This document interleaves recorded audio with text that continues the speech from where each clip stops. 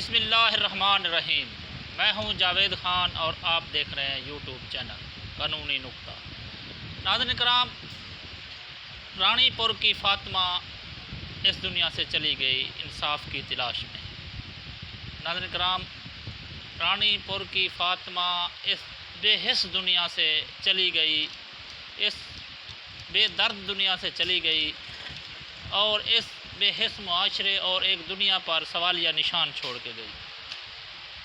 ناظرین کرام، پیر اسد شاہ جو ایک انسان سے درندہ بن گیا، ایک بچی کے ساتھ اس نے زیادتی کی، اس پہ تشدد کیا، اس کو قتل کیا، اور ایک درندہ کیا میں کہتا ہوں درندے بھی ایسی ظلم نہیں کرتے۔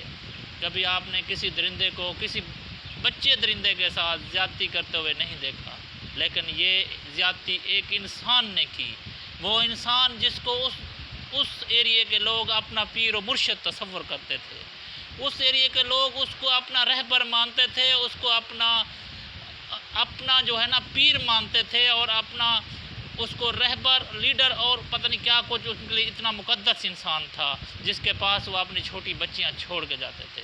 ناظرین کرام، ان کے پاس یہ بچیاں چھوڑ جاتے تھے اور ان کو ایک سیف اور ایک ثواب کی خاطر چھوڑتے تھے۔ ناظرین کرام، میں حیران ہوں اس ڈاکٹر پہ جس کا کام انسانیت کی خدمت کرنا تھا، لیکن اس نے اپنی ڈیوٹی سے انحراف کیا، اس نے انسانیت کا سر شرم سے جھکا دیا۔ اس ڈاکٹر نے ایک بچی پہ ظلم کو جانتے بوجھتے ہوئے چھپایا۔ ناظرین کرام، اس ڈاکٹر نے ایک نہایت شرمناک اور اپنے ایک ڈاکٹر ہونے کا ڈاکٹر نام کا بدنام کیا اس نام کو۔ ناظرین کرام، میں حیران ہوں اس ایس ایچ او پر، میں حیران ہوں اس پولیس والے پر جس کا کام معاشرے کی حفاظت کرنا تھا، جس کا کام تھا کہ وہ لوگوں کو رات کی نیند سوتے ہوئے حفاظت کرتا، جس کی وہ تنخواہ لیتا تھا، جس کو حکومت وقت تنخواہ دیتی تھی، لیکن اس نے بھی اپنی ڈیوٹی سے انحراف کیا۔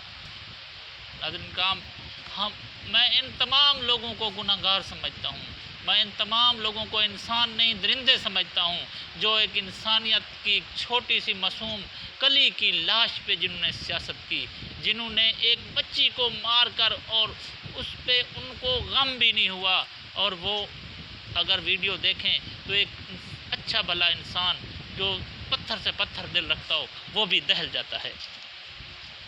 ناظرین کرام، جدھر یہ واقعہ ہوا ادھر میرا سوال ایک والدین سے بھی ہے۔ کیا والدین اتنے مجبور ہو گئے تھے کہ اپنی بچیوں کو ان کے پاس چھوڑ کے آتے؟ کیا انہیں اپنی پھول سی بچیاں پیاری نہیں لگتی؟ کیا یہ کوئی زمانہ جہلیت ہے جب لوگ اپنی بچیوں کو دفن کر دیتے تھے؟